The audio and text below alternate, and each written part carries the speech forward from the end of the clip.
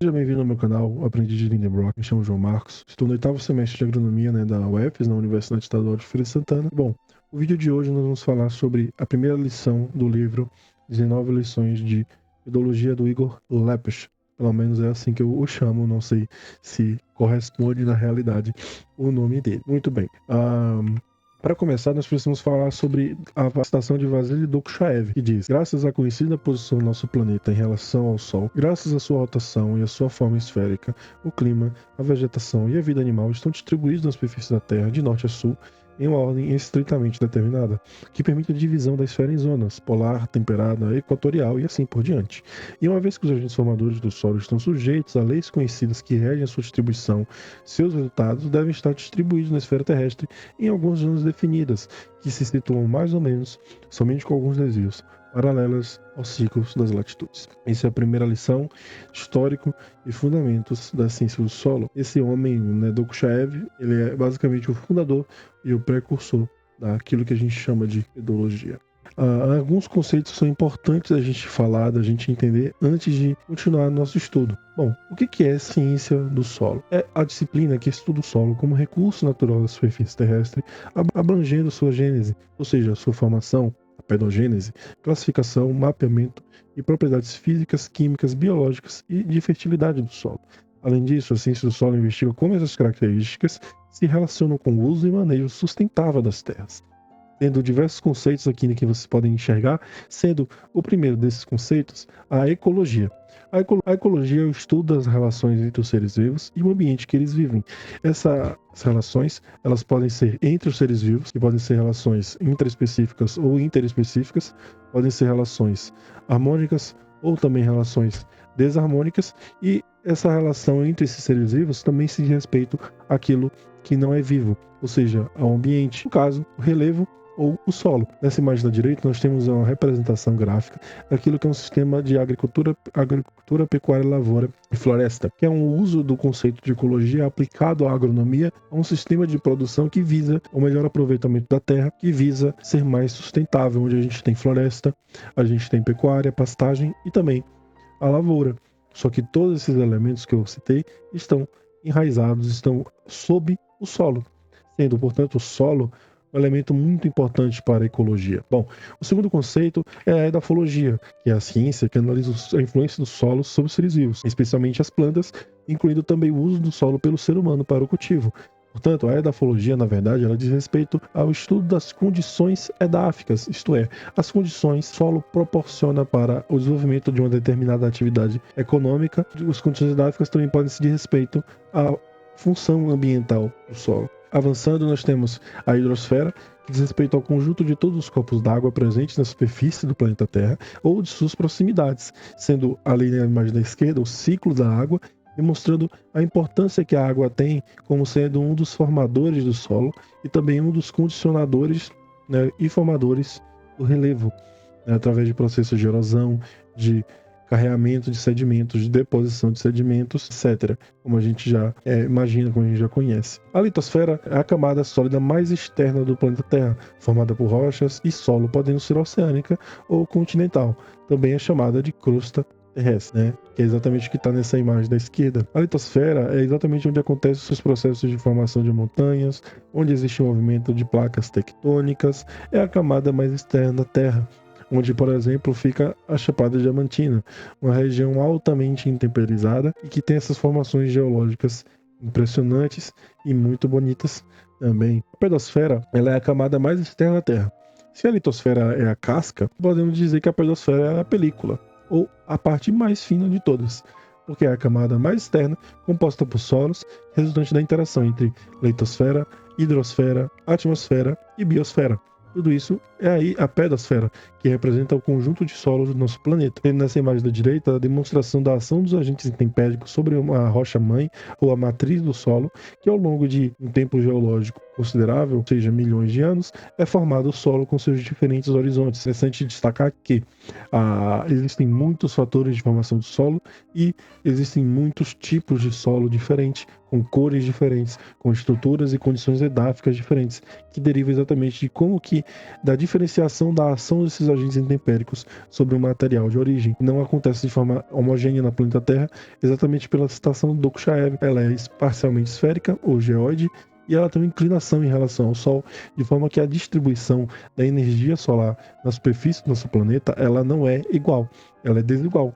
Tanto que nós temos as regiões temperadas, regiões tropicais, e isso gera, por exemplo, que regiões tropicais são muito úmidas, com uma temperatura mais elevada, enquanto que em regiões mais temperadas outros processos de formação de solo predominam. E solo, né, é um material mineral orgânico inconsolidado abaixo da superfície da Terra, que serve como meio para o crescimento das plantas e resulta da ação de fatores ambientais, organismos e relevo ao longo do tempo. Sendo na imagem da esquerda um perfil de solo demonstrando diferentes horizontes, né, aqui vocês podem ver diferentes horizontes, diferentes colorações, diferentes profundidades, diferentes agregados ao longo dos perfis. Então você vê aqui que tem um agregado maior, aqui tem um agregado com algum material de uma coloração diferente. Isso tudo é basicamente o que é o solo. E finalizando essa parte inicial do que são os conceitos importantes, a gente fala do método científico, porque a pedologia ela é ciência, né? A ciência do solo. E para ser ciência, existem passos como a observação, a formulação de hipóteses, testes e experimentos, a revisão por pares e a constante atualização. Então, o método científico também se aplica à ciência do solo, né? Que é o conjunto de etapas da investigação para que nós possamos obter conclusões que são estatisticamente confiáveis, que são cientificamente confiáveis. Então, por que o solo, ou a ciência do solo, nos importam? Bom, muitas religiões antigas reconheciam a importância dos solos e os costumes dos seus seguidores evoluíram, estabelecendo uma ligação especial com a Mãe Terra, que era vista como doadora da vida. Eu trouxe aqui o exemplo da religião na Grécia, porém, no hinduísmo e algumas outras religiões mais primordiais, mais antigas, terra ela era vista como um fator elementar muito importante. Na Grécia, por exemplo, nós tínhamos a deusa Gaia, que era basicamente a mãe terra mesmo, considerada terra primordial, de onde surgiram todas as linhagens divinas. E a própria vida, ela não era só o chão, mas a base da existência. E nós tínhamos também Deméter, que era uma deusa grega da agricultura e da colheita, da terra cultivada nas estações do ano, sendo responsável pela fertilidade e pelo cultivo do trigo. Ou seja, ela era um símbolo da civilização e ela viajava, né, nas histórias que eles contavam, na mitologia, com Dionísio, ensinando os humanos a como cultivar. E apesar do solo sempre ser presente na história da humanidade, por incrível que pareça, ao longo da história, né, ele foi ignorado por muitos estudiosos famosos. Um exemplo é o naturalista Alexander von Humboldt, que fez um estudo, né, onde ele viajou o mundo e ele comparou tipos de vegetação, diferentes tipos de vegetação em diferentes continentes, e no seu estudo ele ignorou o solo. Só que essa atitude que ele teve de ignorar o solo, ela ainda existe até hoje em dia. Porém, o solo, ele contribuir muito para a nossa sociedade, para a nossa civilização, né? Selman Waksman, por exemplo, isolou a streptomicina da biota do solo. Estudos de biodiversidade do solo podem ajudar pesquisas futuras. Então, esse pesquisador chamado Selman Waksman, ele desenvolveu essa substância através de actinomicinas, né, isolando fungos actinomicetos. Ele pôde criar uma cura, portanto, para a tuberculose, sendo que durante uma época da história, a tuberculose foi a maior causa de morte, como alguns de vocês devem saber. Então, os solos, eles são cruciais para a humanidade porque eles atuam como reguladores, transformadores, filtros de água, fontes de nutrientes para as plantas, funcionam como um elo entre os ciclos biogeoquímicos da litosfera e a dinâmica dos sistemas atmosféricos. O solo, ele possui grande importância econômica e social, podendo apresentar até mesmo beleza, como vocês podem ver nesses quadros, e tem a referência embaixo, onde o solo, ele é representado, né, como um elemento principal da arte, tendo também em si próprio beleza. Muito bem. Então, o primeiro tópico do nosso estudo é os primeiros conhecimentos sobre o solo. Então, os grupos humanos primitivos, eles viam o solo apenas para caminhar, caçar, coletar alimentos, obter pigmentos, barro. Então, na verdade, a humanidade, inicialmente, ela era nômade. Então, nós não existia cidade, não existia aldeias. Nós éramos grupos humanos esparsos e nômades. E, portanto, o solo, ele era só um meio para um fim. Ele não era o fim, né? Porque não existia agricultura, não existia domesticação de animais, pecuária. Só que, a partir do momento que os seres humanos desenvolveram a agricultura, desenvolveram a pecuária, o solo, ele passou a ser mais protagonista, né? Os humanos, eles começaram há cerca de 10 mil anos atrás a se fixar em territórios, domesticar plantas e animais, escolhendo locais pela qualidade do solo, clima e água. como vocês podem ver nessa imagem da direita, a gente era nômade, até o ponto que a gente foi desenvolvido a agricultura, né, pelas mulheres, porque as mulheres, os homens saíam para caçar, né, e as mulheres, elas cuidavam do grupo ali, cuidavam das crianças e tudo. Enquanto que os homens, eles eram mais pela parte da caça, né, as mulheres eram mais pela parte da coleta. Então, muito provavelmente foram as mulheres que desenvolveram a agricultura inicialmente. Né? E através disso a gente começou a se agrupar em cidades, e ao longo dos séculos, né, ao longo dos milênios, isso foi, na verdade, se replicando essa relação com a Terra até chegar nos dias de hoje, que, bom, você está aí na sua casa me escutando, devido ao solo, né? Agradeça ao solo. As primeiras civilizações humanas foram os mesopotâmicos, os egípcios, os indianos, os chineses, os astecas e os incas. As primeiras grandes cidades, elas se desenvolveram na crescente fértil, que eram os vales do rio Tigre e Eufrates na Mesopotâmia e o rio Nilo no Egito, e também na planície indo-ganguética na Índia e do rio Amarelo, né, na China. Então, aqui é o mapa, né? Vocês podem entrar nesse site aqui e a gente vê exatamente aqui nessa região, é a região da crescente fértil, onde a gente tem o delta, aqui o delta do rio Nilo, onde a gente tem essas várzeas, né, esses desvios, digamos assim, do rio principal, né, que é o rio Nilo, que é altamente agricultado, tá vendo aqui? A gente aproximar, nós vamos enxergar as plantações, e foram aqui que as primeiras civilizações foram criadas, né, foram se desenvolvendo nessas primeiras cidades. Também aqui nessa região aqui da crescente fértil, como vocês podem ver aqui. E avançando aqui, nós temos que a prática da agricultura, com a necessidade da irrigação e do pastoreio, levou à divisão social do trabalho. Ou seja, basicamente, né, durante a época que os seres humanos, eles eram caçadores e coletores, não existia muito as condições para tanto, né? Porque a partir do momento que eles começaram a agricultar o solo e pastorear animais, eles começaram a observar que alguns solos eram diferentes, que eram mais produtivos para determinado tipo de atividade. Então eles começaram a fazer essas diferenciações, né?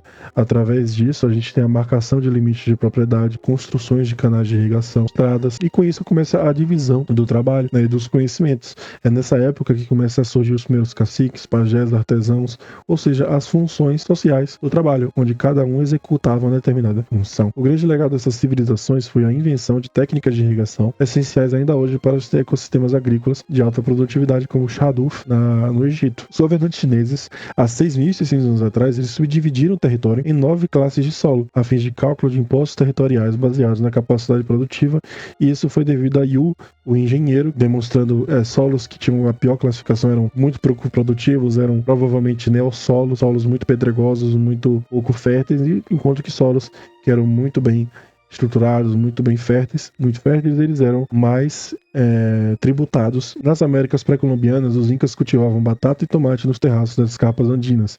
Irrigados por canais, maias, astecas e toltecas usavam pequenos peixes em covas de milho para manter a fertilidade do solo. Então eles, na verdade, tinham essa ideia de transmitir, né, a vida daquele peixe, daquela criatura para o solo. Aí nós entramos naquilo que são os gregos e romanos, né? Hipócrates, na Grécia, há 2.500 anos, relacionou a terra com as plantas, assim como o estômago para os animais, reconhecendo o papel do solo em ceder e transformar nutrientes. E Catão, o Velho, há 2.200 anos, no Tratado da Agricultura, que é um livro que ele fez, ele listou 9 tipos de terras, algo parecido, inclusive, com o que os chineses fizeram. Os antigos romanos, eles mencionam classificações de terras e descrevem os meios para obter as melhores colheitas, misturando cinza de madeiras e cerco de animais da camada revolvida, né, ali pelo arado. Então, a oeste ali da Grécia, a gente tem a planície itálica, né, a Península Itálica. E essa Península Itálica é onde fica Roma, que está ali marcado na imagem com uma estrela, né? E diferentemente dos solos da Grécia, a Península Itálica são mais férteis e mais diversificados. Então, ao norte do que hoje é a Itália, existem extensas planícies propícias ao cultivo de muitos cereais, e mais para o centro e o sul, extensas áreas que são mais montanhosas, incluem boas pastagens e solos propícios ao cultivo de videiras e de oliveiras. Exatamente como a gente vê aqui no mapa, né? A região da Grécia. Então, ao oeste, nós temos aqui a Península Itálica, que é regada aqui pelo Mar Adriático, né? E, como ele falou, mais ao norte, é evidente que a gente vê a região mais clara, né? Essa região aqui mais clara são essas regiões que são cheias de cereais, né? E até hoje, inclusive, se a gente der o zoom aqui, nós vamos ver as propriedades rurais aqui na Itália, e tem muito cultivo de cereais, como a gente está vendo aqui, né? E aqui mais ao centro, né?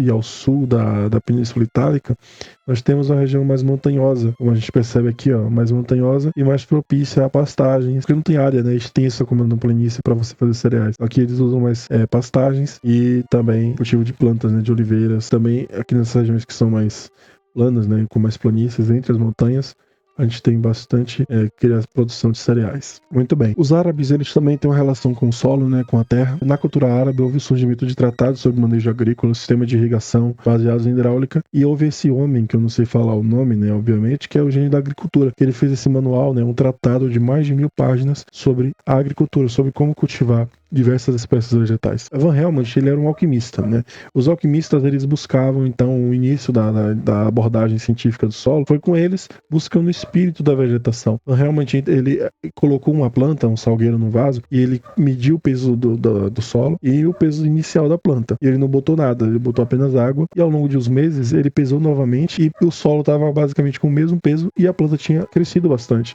Então, ele disse que o espírito da vegetação, ou seja, o que fazia aquela planta crescer, era a água. Faz sentido? Só que não, que ele não considerou, né, o dióxido de carbono atmosférico, que é de onde a planta ela tira realmente seu nutriente, é através da fotossíntese. James Woodward foi também um alquimista que concluiu que o espírito da vegetação era a terra, né, substâncias contidas em água barrenta. Ele plantou ervilhas em frascos, cada um contendo um tipo diferente de água: água da chuva, água do rio Tâmisa e água de uma poça lamacenta do seu jardim. As ervilhas cresceram muito mal na água da chuva e muito bem nas outras. A partir disso, ele concluiu que esse era o espírito responsável pelo crescimento, que deveria ser a terra, presente nas águas com barro, né? Essa interpretação está ligada na época à ideia de que todos os fenômenos eles têm algum tipo de explicação absoluta, uma panaceia, que era fogo, ar, ou água, ou terra. Basicamente era a ideia dos alquimistas. Daí nós entramos naquilo que é a escola de Liebig e a lei do mínimo. Em meados do século XVII, o químico alemão Justus von Liebig e sua equipe formularam diversos conceitos científicos para a nutrição das plantas. Para isso, eles trabalharam com amostras de materiais retirados de diferentes solos, que eram colocados em frascos de ensaio, em laboratório ou em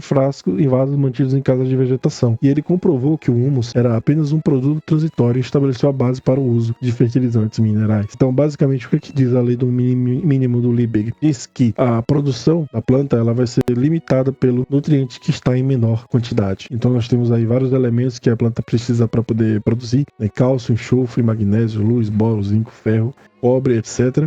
E o vaso está vazando, né? Por que o vaso está vazando? Porque o potássio está em menor quantidade. Então isso se aplica até hoje. A produção máxima da planta ela é limitada por aquele elemento que tem menor quantidade. É o famoso gargalo. Não adianta eu ter luz, boro, zinco, ferro, tudo, potássio, todos os elementos disponíveis ali para que a planta possa absorver na quantidade que tem que absorver para poder produzir. Só que não tem água, por exemplo. A produção vai ser limitada pela água. Ou não tem fósforo, ou não tem nitrogênio, etc. A produção, portanto, ela é limitada pelo elemento que está em menor quantidade. Daí nós entramos na escola russa, né? Lembra do Dokuchaev? Ele é esse senhor russo simpático, ou nem tanto assim, né? Ele foi convocado em mais ou menos, acho que foi 1880 e alguma coisa, foi convocado pelo czar da Rússia para estudar os efeitos de uma grande seca que tinha acontecido nas estepes da Ucrânia, né? Uma região de clima muito frio e relativamente seco. Ele descreveu uma sucessão de camadas quase horizontais, desde a superfície até a rocha subjacente, ou seja, a matriz, né? Essas camadas ele denominou de horizontes, foram interpretadas como resultado da ação conjunta de diversos fatores responsáveis pela formação do solo. Então, o Dokuchaev, como eu já falei, ele foi basicamente o fundador, né, daquilo que é a pedologia, a ciência do solo, ao qual nós conhecemos. Depois desse estudo que eu coloquei no slide, né, teve vários outros que ele fez também naquela região, mas a maior contribuição dele foi enxergar o solo como sendo um corpo natural, como sendo um corpo distinto, diferente da rocha e dos sedimentos, né?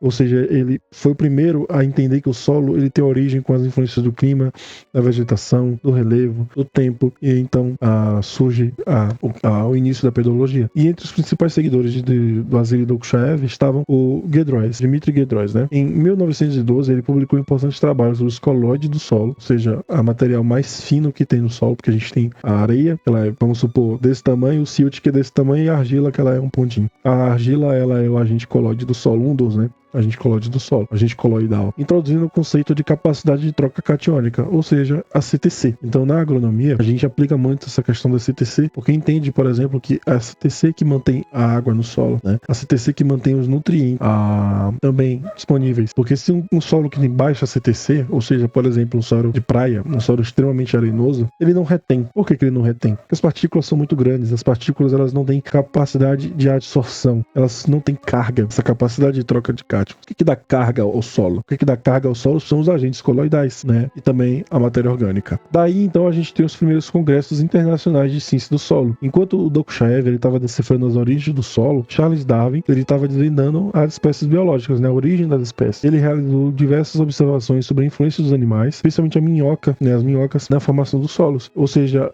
isso foi o que Charles Darwin publicou um livro chamado Bioturbação, que é a formação do solo por meio de minhocas. Então, qual a contribuição do solo para a biodiversidade do planeta Terra? A gente tem que se perguntar, né? E aí eu deixo essa pergunta para vocês refletirem. Qual que é essa contribuição? Darwin já falou, né, que muitas espécies elas evoluíram no solo. E aí nós temos então em 1924 a fundação da Sociedade Internacional da Ciência do Solo, que reuniu as 4 principais subdisciplinas que estão reconhecidas: a física do solo, química do solo, biologia do solo e pedologia. Essa última voltada à gênese, classificação e cartografia do solo. Físicos, químicos, biólogos do solo e pedólogos passaram a estudar o solo sob o mesmo ponto de vista, como um corpo natural integrado. Em 1927, durante o primeiro Congresso Internacional de Ciência do Solo, realizado em Washington, eles fizeram uma visita técnica, né, uma excursão técnica, e aí vários cientistas americanos e russos eles se reuniram para examinar o solo diretamente do campo. Esse evento, então, ele foi um marco, né, nos avanços da história para estudos do solo. Né, como eu trouxe essa ilustração para vocês, onde os pedólogos estão ali se reunindo para analisar o perfil do solo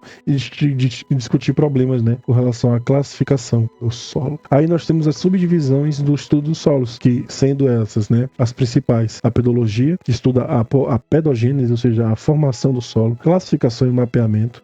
A edafologia estuda o solo com foco no uso agrícola, principalmente com relação a plantas. E é dentro dessas áreas que a gente tem as sub-áreas, que é a fertilidade do solo, que diz respeito aos nutrientes, adubação e correção da acidez. A química do solo, que diz respeito à composição, química e reações do solo. Física do solo, que estuda a estrutura, textura, água e ar no solo. Biologia e microbiologia, que estuda os organismos do solo e suas atividades. E manejo do solo, que é o uso e conservação para a produção agrícola. Essas subdivisões elas completam o estudo do solo como sendo um sistema natural produtivo, né? Então, existem diferentes visões sobre o solo, né? Assim como muitas outras coisas na vida, o solo ele tem várias perspectivas, por exemplo, científicas e técnicas, onde a gente tem a denominação, né, do solo lunar ou solo marciano, solo de outros planetas. Os geólogos eles vão enxergar o solo como sendo um produto do intemperismo, estudando todos os processos que levam, os processos geológicos que levam à formação do solo ao longo do tempo. Os ecólogos eles estudam a interação do solo como sendo um componente do meio ambiente, da natureza. Na engenharia a gente tem a mecânica do solo, que estuda o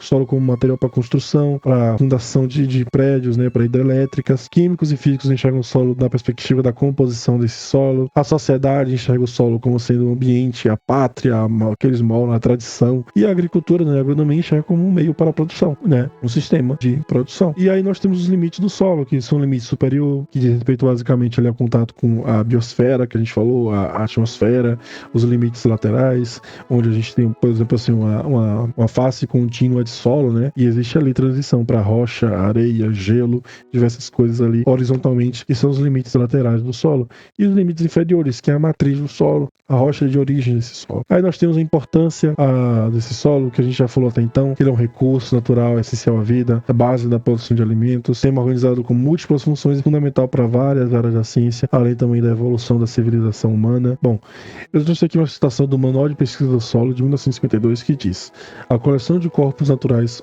que ocupam a parte da superfície terrestre, os quais constituem um meio para o desenvolvimento das plantas e que possuem propriedades resultantes do efeito integral dos climas e de organismos vivos, agindo sobre material de origem e condicionado pelo relevo durante determinado período de tempo. Isso é uma definição, né, de solo.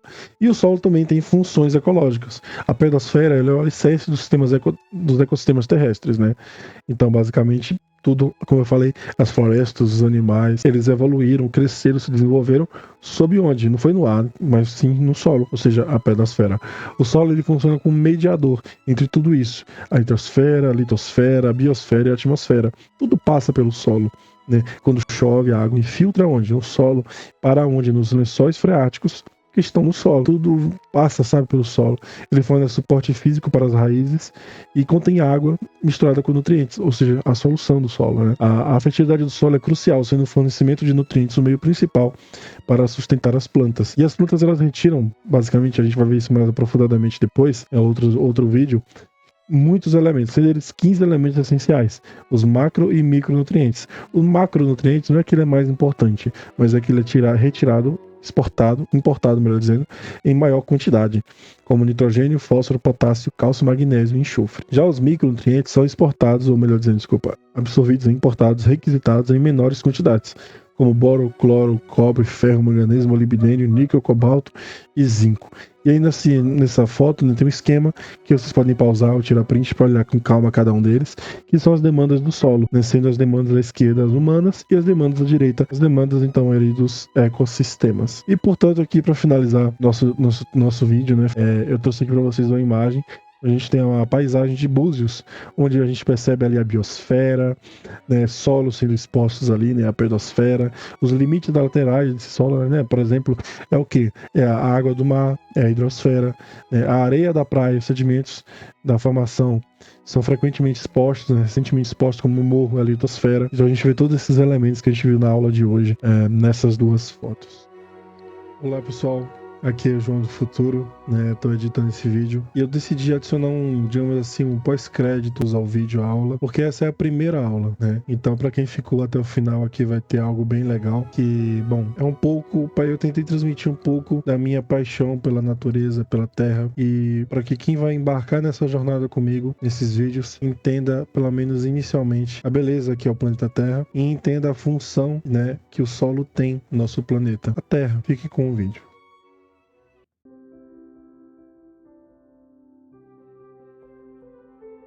A Terra não é apenas o planeta que habitamos. Ela é um sistema vivo, pulsante, complexo, onde cada elemento desempenha um papel silencioso e essencial. E entre todos esses elementos, existe um que muitas vezes passa despercebido sob nossos pés: o solo. A pedologia nos ensina que o solo não é apenas terra, mas sim a pele viva do planeta.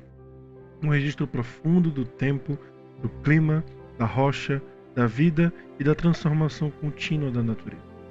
Cada horizonte do solo conta uma história. Camadas que se formaram ao longo de milhares e às vezes milhões de anos revelam a interação entre a atmosfera, biosfera, hidrosfera e a litosfera. É no solo que a água se infiltra, que os nutrientes circulam, que as raízes se firmam e que bilhões de micro-organismos trabalham incessantemente para sustentar a vida. Sem o solo não há agricultura. Sem agricultura não há civilização. Sem compreender o solo, não compreendemos a própria base da existência humana. A pedologia nos permite enxergar o invisível, entender como os processos naturais moldam paisagens, regulam ciclos biogeoquímicos e sustentam ecossistemas inteiros. Ela revela como a erosão pode destruir em anos aquilo que levou séculos para se formar, e como a conservação pode garantir o futuro de gerações. Estudar o solo é estudar equilíbrio, resiliência e interdependência. Na vida moderna, onde cidades crescem e tecnologias avançam, é fácil esquecer que tudo começa no solo. Os alimentos que consumimos, as fibras que vestimos, a água que bebemos, tudo depende, direta ou indiretamente, da qualidade e da saúde do solo. A pedologia, portanto, não é apenas uma ciência, é uma chave para o futuro sustentável da humanidade. Reconhecer a beleza do planeta Terra também é reconhecer a grandeza do que está abaixo dele. O solo é silencioso, mas fundamental, invisível para muitos, mas indispensável para todos. Ao compreendê-lo, não apenas ampliamos nosso conhecimento, fortalecemos nossa responsabilidade, porque cuidar do solo é, em última instância, cuidar da vida.